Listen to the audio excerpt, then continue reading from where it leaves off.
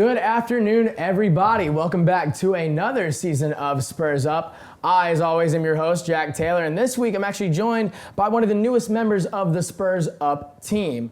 My very good friend Connor Lomis is joining us this season as a production assistant along with Lawrence Thompson, because I've realized after, 3 or 4 seasons of this, I cannot do this all by myself or I will go insane. So I'm also, if y'all don't know, this is my last season doing Spurs Up, as I will be joining senior semester next semester. So this is also a process of looking for someone to replace me and join Derek next semester. So Connor, I've talked enough. Tell us a little bit about yourself. Thank you, Jack, for the introduction. My name is Connor Lomis. I'm a junior here at the University of South Carolina. I'm a broadcast journalism major. Other than that, I'm just around campus a lot, doing my best to be upbeat, get ready to do stuff like this all the time. So I'm looking forward to the opportunity, and I want to thank you for that. Of course, buddy. All right, so everybody stay tuned. We've got former Gamecock quarterback Stephen Garcia coming into the studio in just a few minutes.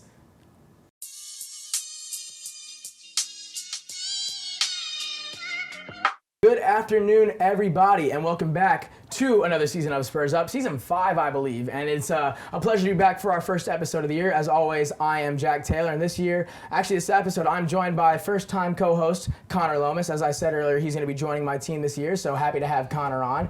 But I'm even more happy to have on former Gamecock quarterback Stephen Garcia. Stephen, thank you so much for coming on today. Yeah, man, this is exciting. That's awesome. And so, what's it like being back on campus? As I told you earlier, it's hotter than hell. There's no parking, so it's pretty much similar to what it was. How it was. Nothing's really changed that much. No, not at all. What was one of your favorite things to do while you weren't playing football on campus? I don't know if I can say that on air. Got it, cool. Okay, so what was your favorite place to eat while you were on campus? How about that? We used to go to Andy's Deli a lot. Oh, okay, yeah. Yeah, Andy's Deli was awesome. Trying to think what else. Sato, the little Japanese steakhouse. I don't know if that exists over anymore. there. Yeah, I don't know if it does either. we probably ran that thing down.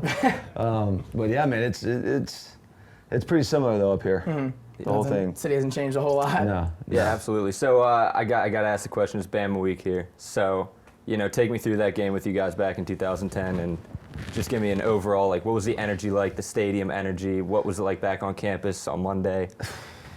Insane. Give it to me. Yeah. Absolutely insane. The whole week of practice, everybody's been asking me about it. And, Coach Spurrier was the most relaxed and chill that he ever was in the 5 years of playing for him. So I think that had a lot of help, I guess you could say, with the whole team, and, just gave us a lot of confidence. But Monday we didn't do a whole lot. We kind of slacked off. I didn't make it to class on Monday. So it was a fun after party for sure. I would imagine. Absolutely. Because y'all were ranked every week that season up until, except for week 1, correct? I think so. I think it was that. And so then just the build up, you said obviously Spurrier was such a relaxed coach, but I mean, you had to take the preparation of the week a little bit differently? He was not a relaxed coach. No. That week he was relaxed. Okay. Sorry, man, I'm freaking dehydrated. No, you're good. It's okay. That's what Columbia weather does to you. Oh my God, it's brutal. But what were you saying? So I was saying the preparation for that game, I mean, it obviously had to be different than other weeks past. What was one of the biggest things that you all had to prepare for? I mean, obviously it's Bama. You gotta go full in on it. But honestly, it was the most relaxed week of practice that I can recall. Really? Yeah. Wow. I don't know if Coach Spurrier thought that we were gonna win. I really don't. But I mean, he was super relaxed. Everything was very calm and copacetic. I wish he would have done that the whole career. It would have been awesome. What's the one piece of advice that you would give to the team coming up into this week for Saturday's game? I talked to Ryan on Monday. He actually called me. Really? And he's like, look, man, I'm starting from here on out. I just want to say, thank you for, all the camps, because he's actually come to the camps with me and Perry. Really? And worked out with us a few times. But, he's like, hey, man, listen, I appreciate all the stuff you've been talking with me about. And I was like, look, you're going to make mistakes. That's part of growing up. Just learn from it. Learn from it and have fun. Among everything else, go out there and have fun. And he's, obviously a California kid. He's gonna have fun. He's gonna play loose, and I'm really excited about where he's going. Yeah, it's really interesting because during that Bama game and everything, that obviously they're the #1 team in the country, and you're taking them down at home. So that's a whole different story in itself. But I don't know if you realize this, but the next week you guys lost to Kentucky, and that was the only unranked team you lost to. So yeah. I mean. Yeah, kind of take me through that, but also explain how that is Gamecock culture, because you guys obviously did better off after that. And kind of made up for it. Dude, that was the worst feeling in the world, man. You obviously beat Bama. Then we go and we're on cloud nine. We were up by like 25 points at halftime or something crazy like that, and then lose to them. It was not a very good feeling. We actually called a jump ball to Lamar Scruggs when we have Alshon Jeffrey on the opposite side, and Coach Spurrier calls a jump ball to Lamar. It's like, well, that's what you want to do. But I blame is always on me. That's fine. That's part of the deal. That's what I signed up for. But yeah, man, that really sucks. But we were fortunate enough to go into Florida and beat their ass in the swamp and get to the SEC championship game, and then obviously we got our asses handed to us. So and that was Auburn, right? Yeah. Yeah, and I think you lost them again, right? That was the second time. Yeah, that was the season. second time around. Yeah. But they were like 2 by then, ranked 2 or something. They ended up winning the national title the next year, I think. Oh wow. It was that year. That was Cam Newton's Auburn. Was Cam on that team? Yeah. So then it would have been that year that they won the NCAA championship. Yeah. I forgot about that. Yeah. That was not a fun experience. I mean, it was fun being there, but the end result was not awesome. So do you think that the Gamecocks have a chance to cover the spread? I think so. I mean, 25.5 is pretty generous. We were talking earlier. And I think if we can create turnovers, and it's true with any game, no matter who you play, if you can create turnovers and have long sustained drives that end in points, you'll have a chance against anybody. Hopefully, we can do that. How important is it that we're playing at home for this game? I mean, how much did the atmosphere of the fans add to the game? I think it's huge. Especially for Ryan. It's his second career start. Young kid. I think it's massive. But I always enjoyed playing away, and hearing boos. I like that. That fueled you. Yeah. Right, absolutely. So let me jump around and get a little bit more towards you. So college life, obviously played football here, and then after college, you kept up with football. You went to Montreal for a bit, came back down to Tampa, played there, and now you're coaching, doing a little bit of work with QBs, I'm sure. So how much of football matters to you in life? What is like the passion towards football and the sport, and why do you keep going back to it? Well, it's paying the mortgage right now, so it's massive. It's the ultimate team sport, and that's what I try to tell these people. These young kids all the time. It's like, look, what you do in football is going to translate into life some way or another. If you can't get along with your teammates, you're probably not going to get along with your coworkers. Whether you're playing football or whether or not. It's the ultimate. Like I said, it's the ultimate team sport, and I feel like people are kind of getting away from that. People are getting soft as hell. That's what it is. And we were talking earlier, freaking guys out playing Fortnite. Making $3 to $5 million, whatever the hell it was. You got YouTube guys making $22 million. It's absolutely insane, and I feel like we as a society are getting soft, and it's kind of disheartening. Right. So it kind of angers you to see, like in the NFL, people controlling their own destinies, leaving teams, going to other teams. Not really. That doesn't really bother me, but it's the kids that they say they want to go to the next level. They say the high school kids specifically, they want to play college football. They're texting me like, hey, why am I not getting offers? Well, where were you on Saturday? Where were you on Sunday? Why didn't you come work out? What do you want me to do? There's nothing I can do about it. Yeah. I'm not a coach. I can't offer you a scholarship. Get over there, come get some work in, and get better.